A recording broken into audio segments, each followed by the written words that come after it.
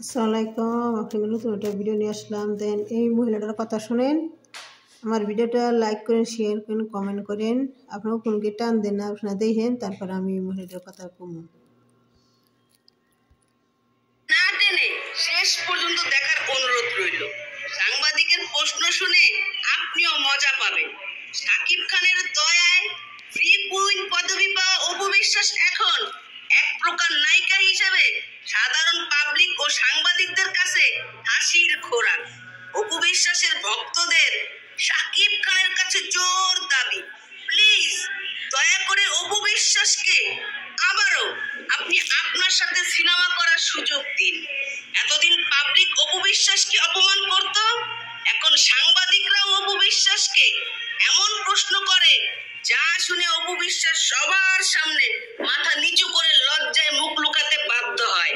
কিছুদিন আগে অপু বিশ্বাস বিভিন্ন শোরুম উদ্বোধন করতে গেলে ভুয়া ভুয়া স্লোগানের পাশাপাশি 12 ব্যাটারি গালিও খেয়েছেন।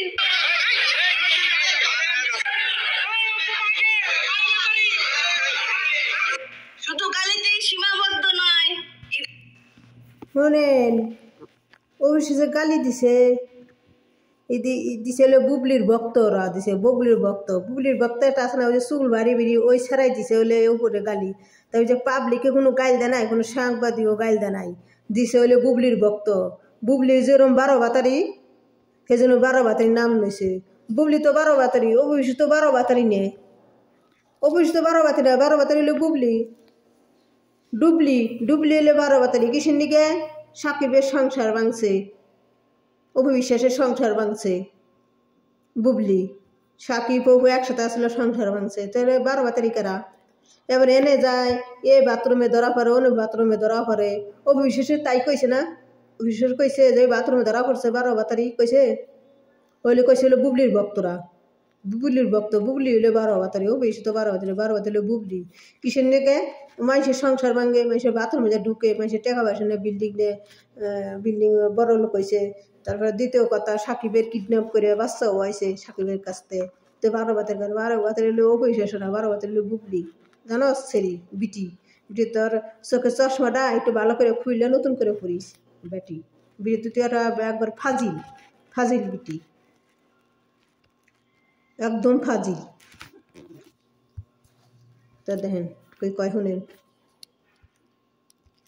অপু বিশ্বাস সাংবাদিকের এমন এমন প্রশ্নের মুখোমুখি হচ্ছেন যা শুনে অপু বিশ্বাস সহ তার কিছু ভক্তদের লজ্জায় মুখ লুকাতে হয়।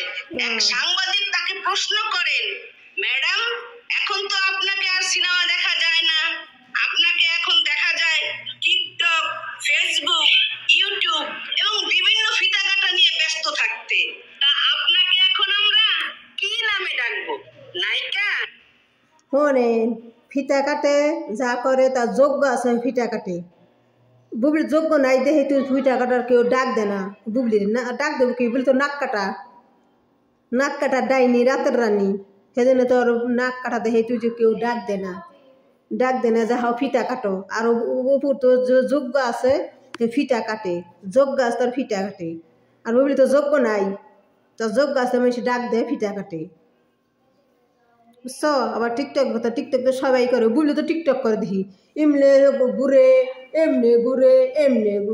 ঘুরে মানুষের দেখায় আমার শৈল দেহ। টিকটক করে না কি করে, রাজা মাগাই দিছে বুকের দিহি পাহাড় বাইরে এনেছে, ফাঁক হয়েছে বুকের মধ্যে, ফাঁক হয়ে পাহাড় বাইরে মানুষের দেখাইতেছে পাহাড়। বিটি দেহ কয় ও শেষের হাসর পাত্রে, ও তোমাকে খোঁজ নাকছে, ওই যে সাকিবের কথা কবলা করছে, সাকিবের প্রচারণা করবার গেছে বইয়ের কথা, তোমাকে খোঁজ নাকছে বিটি নে, ফাজিল বিটি। তো আসসালামু আলাইকুম, আমার ভিডিওটা লাইক করেন, শেয়ার করেন, কমেন্ট করেন। এই বিটির কথার জবাব দিলাম, বিটি একদম ফাজিল, ও পয়সা পিছিয়ে লাগিয়ে থাকে।